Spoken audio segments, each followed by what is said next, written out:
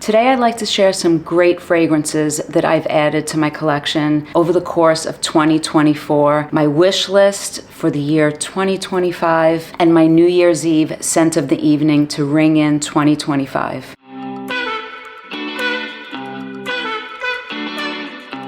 Hello guys, welcome back. I'm Eloise. Although I'm filming this on New Year's Eve, by the time I upload this video, it will be 2025. So I want to wish everyone a very happy new year. And in today's video, I'm sharing some fragrances that I've added over the course of 2024. I think these are great additions to my collection, and I thought I would talk about each one of them very briefly. I have a lot of fragrances in front of me, and I won't go into detail for each one. I'll just briefly describe, but I did want to share these great additions to my collection. After that, I'll share very quickly my wish list going into 2025 and my New Year's Eve scent of the evening to ring in the new year. So let's start with a few ambers that I added to my collection. If you guys have been watching my videos, you know that I was on an amber kick, a Chypre kick. I love ambers, and ambers could be taken in all different directions. So the first one is from the house of Maitre perfume at Gantier, and this is Ambre Prècieux. I talked about this in a few videos, I think, and I did say that I wanted a full bottle, and I meant it. I have a full bottle. And this is a spicy take on amber. It's a great everyday amber fragrance. It's a spicy take that's both resinous and balsamic, and while it's cozy, it goes in a powdery direction and it feels kind of clean. So it has the depth that a lot of ambers have, but it takes amber into this clean, powdery direction. There's myrtle and lavender, so it opens up a little bit aromatic, but then it quickly becomes this great powdery amber that's so easy to reach for. I think it's a great everyday fragrance. I really like this one. So that's Ambre Prècieux. The next one is one that I recently spoke about, Ambra by the house of Santa Maria Novella. This is a new release from the house, I think November, just this past November of 2024. And this is all about contrast. It's bergamot and amber. And it's not just bergamot that opens up and then fades. That bergamot amber contrast sort of stays with it. So I would say that although there's like this syrupy nature to this amber, that there's something a little fresh from the bergamot, but it never takes it into a super fresh fragrance. And what I didn't say about this when I reviewed it is that this really reminds me of Diptyque's Benjoin Bohème. It reminds me a lot of that fragrance, but just add the bergamot contrast to that amber accord in here, and you have Ambra. It's a great everyday amber fragrance. It has that syrupy, cozy nature to it that you get with an amber, but this fantastic bergamot that kind of peeks through. I like this a lot. Ambra by Santa Maria Novella. Then I added an Ormonde Jayne called Tolu. This is really nice. I would say that this is a fresh take on amber also, and it makes for a really great everyday fragrance. It's not only resinous, it's also balsamic, so it has this like warm, syrupy nature to it, but then it has this clean, powdery aspect, almost like, I don't want to say baby powder, but almost like baby wipes, like a super clean component to it, while it's also resinous and balsamic and warm. It's a fresher take on amber, and I would say that it comes off a little brighter than Ambra and a little brighter than Ambre Prècieux. So this is Tolu by Ormonde Jayne. I really like this one, and it has some good lasting power on my skin at least. So the next one is also by Ormonde Jayne. This one is a discontinued fragrance, unfortunately, either discontinued or soon to be discontinued. It's Tsarino Intensivo, so it's the intense version of the original Tsarino. I never smelled the original Tsarino. This one I find a little difficult to describe. It's a woody, musky, floral fragrance that has this really interesting aromatic component to it, and I think it comes from the coriander, but I really like it. I feel that it smells a little floral and a little bit exotic and different. I don't have anything like this in my collection. Not only do you have florals in here, there's iris, there's a suede note, so there's a little bit of consistency. You have a little bit of texture. Yeah, so it's a nice musky, woody floral with sandalwood at the base that has a little bit of texture with a suede sort of note and component to the fragrance. So this one is Tsarino Intensive by Ormonde.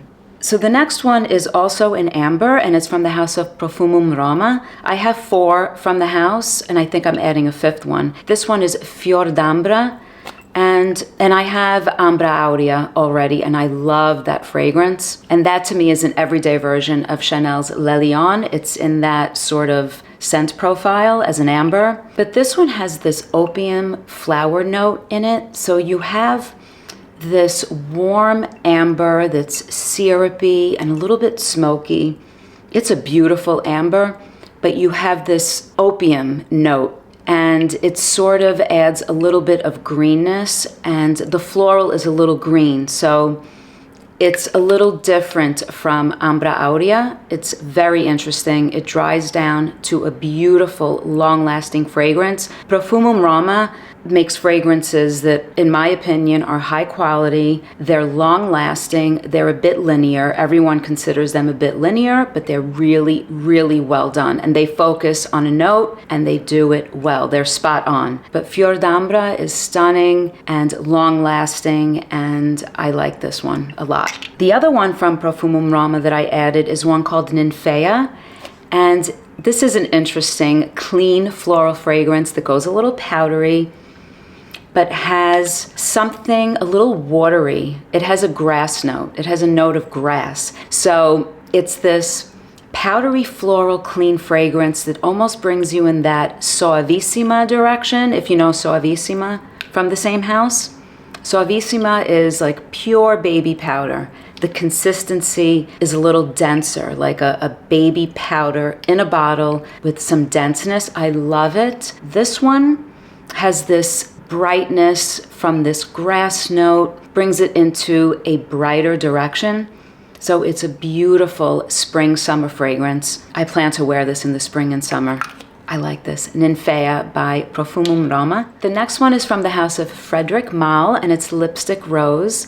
I've been wanting this for such a long time. This is a fun fragrance, and it mimics the smell of makeup or lipstick. So you have fruits and florals and iris and violet that go powdery to create this really nice, uplifting, almost makeup, lipsticky, powdery sort of fragrance. I like this one. It's fun. It's fun. Lipstick Rose from Frederic Malle. So the next one that's along that sort of powdery vibe with that makeup note or lipstick note is Putain de Palace by Etat Libre d'Orange. And this one is a fragrance that I think is supposed to be about ladies of the night, women of the night. And this one has violet, rose, powder, and it has a denseness to it. So it has a clean, powdery aspect, but I think there's a leather or suede note or feel to the fragrance, texture. So it has a like sexy denseness to it, even though it's that powdery makeup vibe sort of fragrance.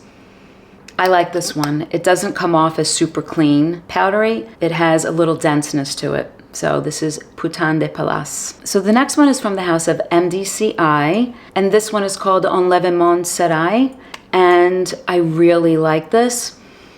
This is sort of a throwback to a vintage style fragrance. I'm not sure how popular something like this is. I'm not sure how many people like fragrances like this. I happen to love it.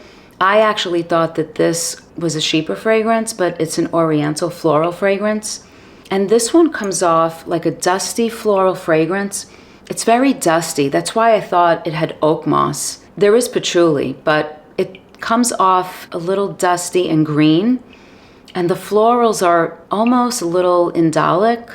And overall, the fragrance is a little bit vintagey. It's a throwback to vintage type of powdery, dusty, floral type of fragrances. And I really like this one. I enjoy it. The next one is a Chypre, and it's one of the best. This is Amouage's Jubilation 25. This is absolutely stunning. A review of this to come. One of the smoothest Chypres that I've smelled. I'm not saying that I've smelled all the Chypres in the world. There are many Chypres for me to smell, but this is one of the smoothest that I've put my nose on. The way it's blended, the frankincense, the citrus, along with these beautiful florals with this oak moss green aspect to the fragrance. I love this, and the lasting power is fantastic. I had this on the other day. I'm smelling it on myself all day. I absolutely love this fragrance. One of the best from the house of Ambre for sure, in my opinion. And there's something about this that I haven't heard anyone else mention. It could be something that's translating to my nose. There's something about it that comes off like a little bit of a lipstick or a makeup vibe or note in here. I'm not sure, maybe it's the way the florals come off to me, to my nose, but beautiful, beautiful Chypre. Jubilation 25 by the House of Ambre. And speaking of Chypres, I added Guerlain's Mitsuko to my collection. How could I be a lover of Chypre fragrances and not have the one that everyone considers the reference Chypre? This is beautiful. It's a beautiful fragrance. I know it's been reformulated a million times over, probably. This bottle, I purchased this in the last year, 2024. So this bottle, I think, is changed over from the bell jars, which I think are prettier. But nonetheless, this is what I have. It's beautiful.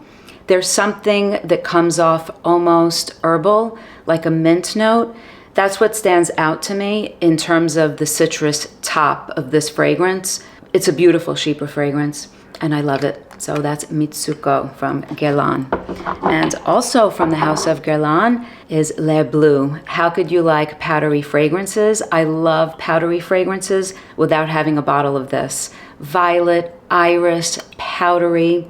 Now the difference between this one, and I love the violet in here and the iris, beautiful. The difference between this one and Putain de Palace, which also does the iris violet, this one has an innocence to it. This one evokes images of innocence. I don't know, it's just so, the florals, the iris and the violet, they push off, they come out, and they're prominent. While a fragrance like Putain de Palace is more dense and a little bit sexier and closer to the skin. I love both, but this is absolutely stunning. I really like this, and I would like to add Après Lundi as well. I'm looking at the bell jar for that one, actually. So Le Bleu, powdery, iris, violet, love this. So the next one is from the house of Carine Roitfeld. So I've added a few floral fragrances, and I think all three that I have here involve jasmine. This one is a dark, sexy take on jasmine. So Carine Roitfeld, for those of you who may not know, is an ex-model, and she was the editor-in-chief of Vogue, French Vogue, and launched her own perfume line, and this one is called Aurélien, and the perfumer is Aurélien Guichard, who has his own line, Matière Première.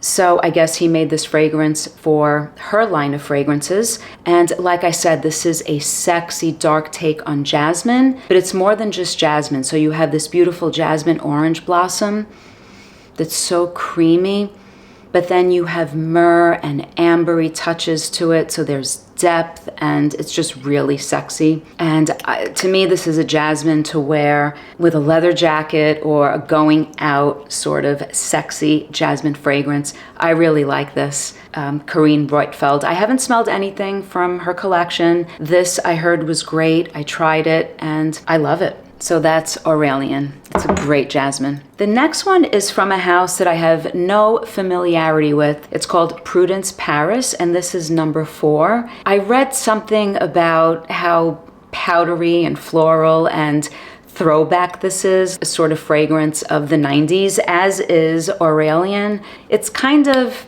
a throwback to the big floral fragrances of the 90s that I feel like is not very mass appealing these days. But I like those kinds of fragrances. So this one is a very creamy, sort of powdery floral fragrance that's more of a daytime floral for me personally.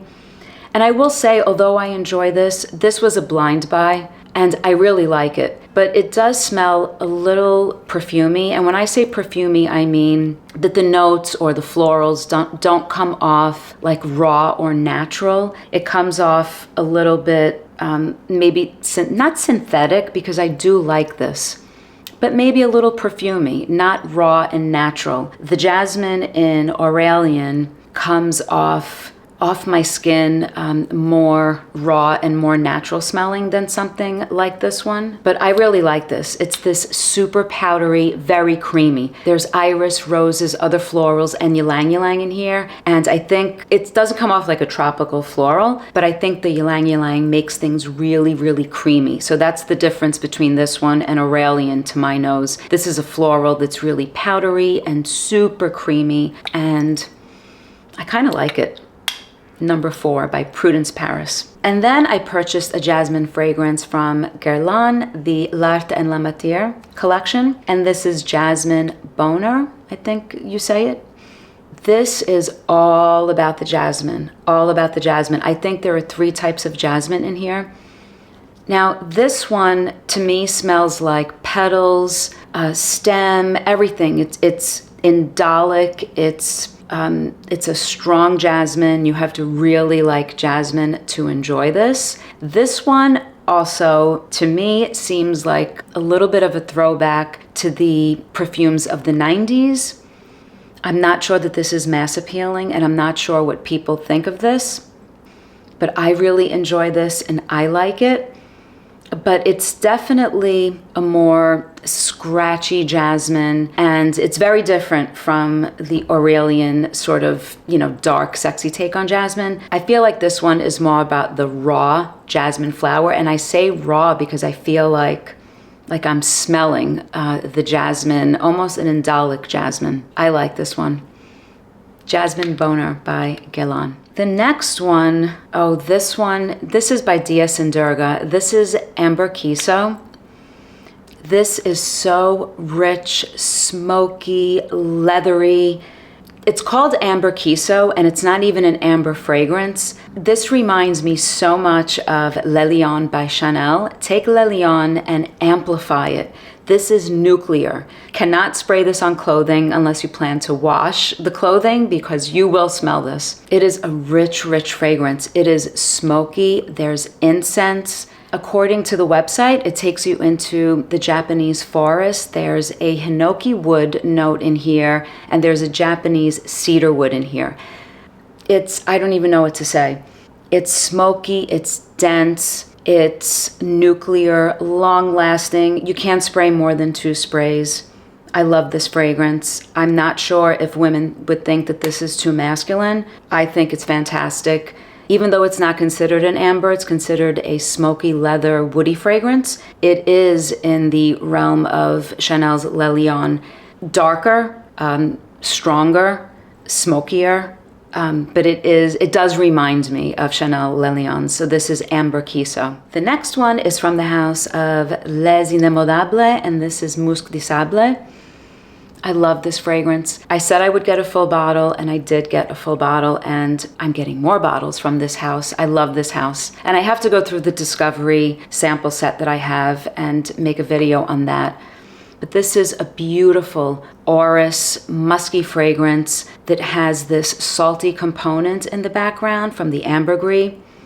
And the way this wears coming out of the bottle, I'm actually more impressed than when I made the video and I had gone through the tester sample and said that I was planning on getting a full bottle of this. It's a little deceiving because it's a musky, irisy type of fragrance, a scent profile that you would think would be very weak and not long-lasting.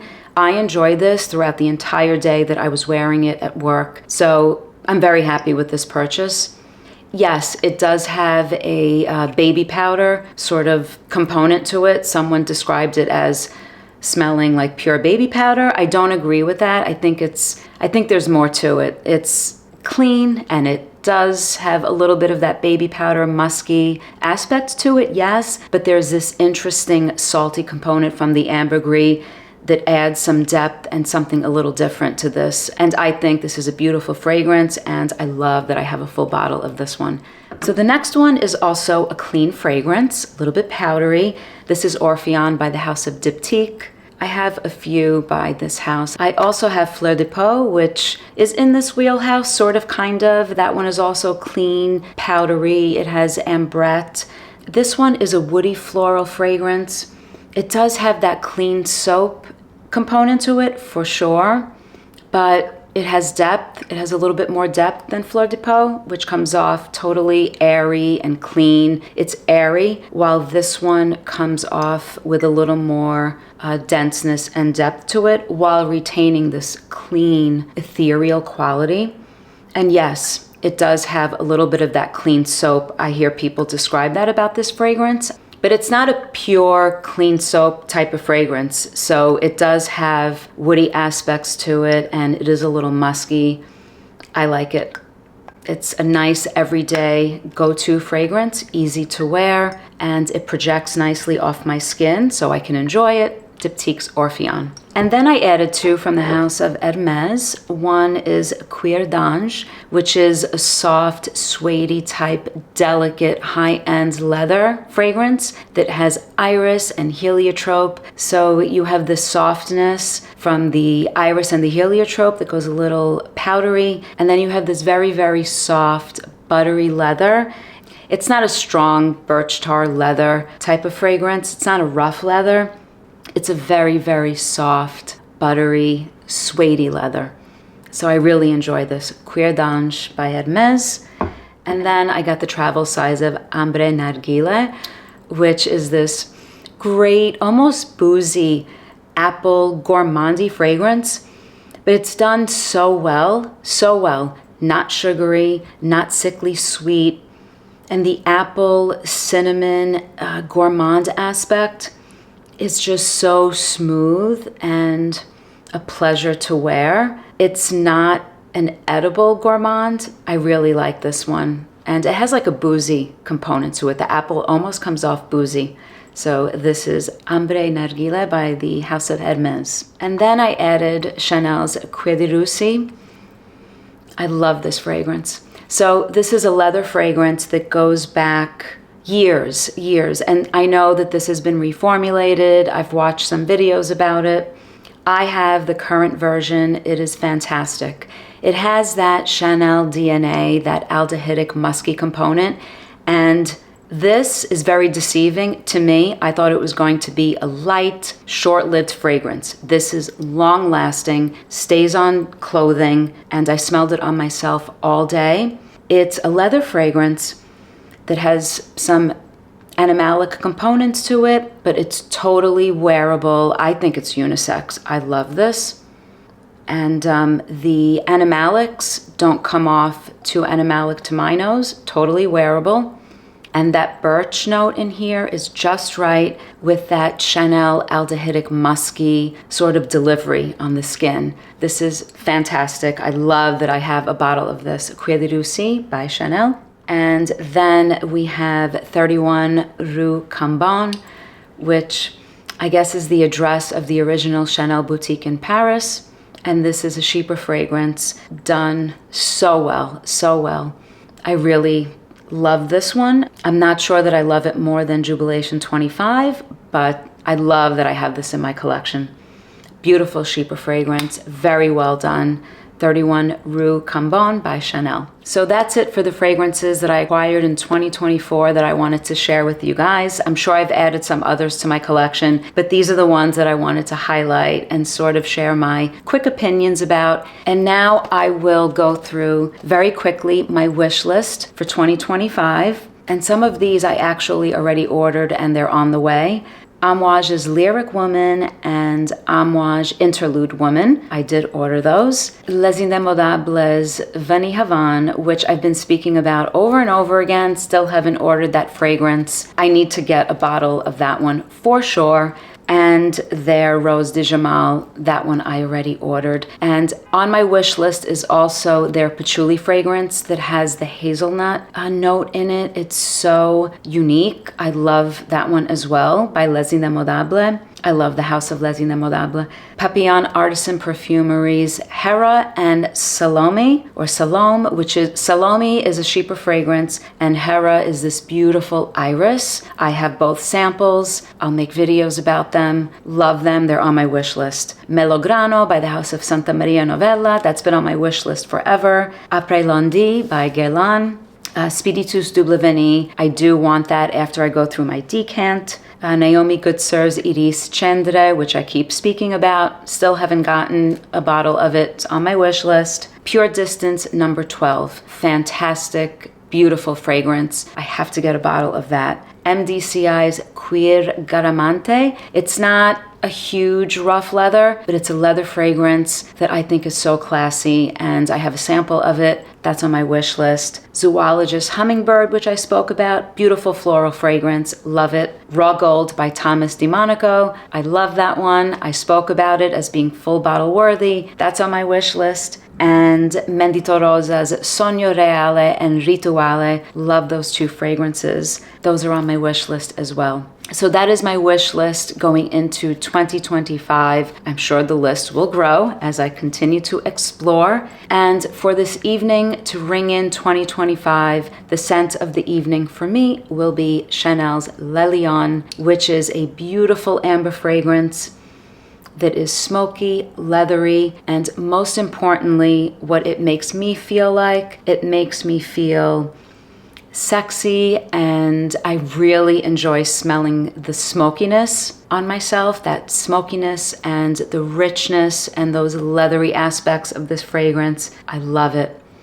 Chanel's Le Lion Scent of the Evening for 2024 going into 2025. So I hope everyone has a very, very happy new year. By the time I upload this, it will be 2025, and best wishes for a great year to come. Thank you so much for supporting my channel. For those of you that comment and watch my content, I plan to make many more videos. I really, really do enjoy this. I do this as a hobby. I have a very demanding full-time job, but I really always loved fragrances, and I do this from the bottom of my heart because I love to get my nose on fragrances, and for me, this is a way to explore and to share and to gain info from you guys as well and recommendations, and I really like it. So thank you, and until next time, bye guys.